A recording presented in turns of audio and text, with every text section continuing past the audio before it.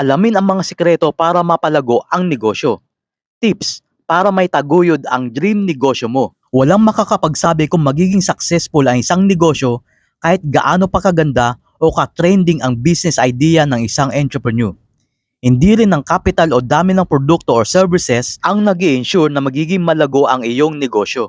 Pero kahit risky ito, pwede namang makasiguro na risk na ito at calculated at it's smart para ma-minimize ang posibleng negative outcomes as much as possible. At para magawa ito, sundin ang mga tips na ito para mas madaling mapalago ang iyong negosyo. Tip number 1, innovative idea. Una sa lahat, kailangan mag-decide kung ang i-offer mo sa market ay bago o fresh idea. O basta fresh, take on already successful business idea. Kung yung unang option ang pinili mo, think of a plan kung paano mag-i-stand out ang iyong business. At the same time, kung anong produkto o serbisyo ang makakapag-provide ng solusyon sa timely problems ng iyong target market. Tip number 2, define business plan. Kapag nakapag-decide na kung anong business idea ang papasukin mo, ang next step ay mag-research tungkol sa market, sa kanilang mga needs at possible suppliers at competitors. Matapos ang research, gumawa ng business plan na magsisilbing blueprint ng iyong negosyo mula sa establishment nito hanggang sa bawat step ng business growth. Maaari kang magsimula ng one-page business plan by answering these questions. What is your vision? Anong goal mo para sa iyong negosyo? What is your mission? Anong rason kung bakit kailangan ng market ang iyong negosyo? What are your objectives?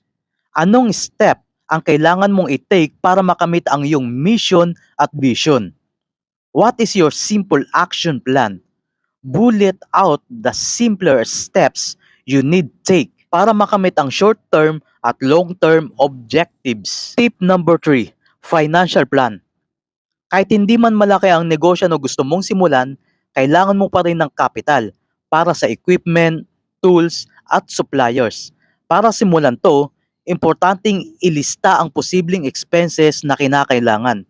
Makakabuti ring mag-explore ng iba't ibang loans na makakatulong sa finances ng iyong negosyo tulad ng operating capital solutions na nag-o-offer ng funding para sa everyday transaction ng iyong negosyo.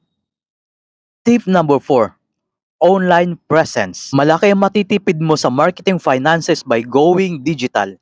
Siguradong malakas ang iyong social media presence by setting up social media accounts for your brand. Makakatulong rin ang pag-set up ng sariling website para sa madaling maging visible sa iyong target market. Sa panahon ngayon, kailangan meron ka ring presence sa digital world para mas makilala at mas malawak na market ang maaabot. Hindi sapat ang capital o business idea lang sa pagtataguyod ng successful business. Laging sisimulan ng business moves mo with proper research and these 4 tips. This is Marvin Lapitan. To God to be glory, and thank you.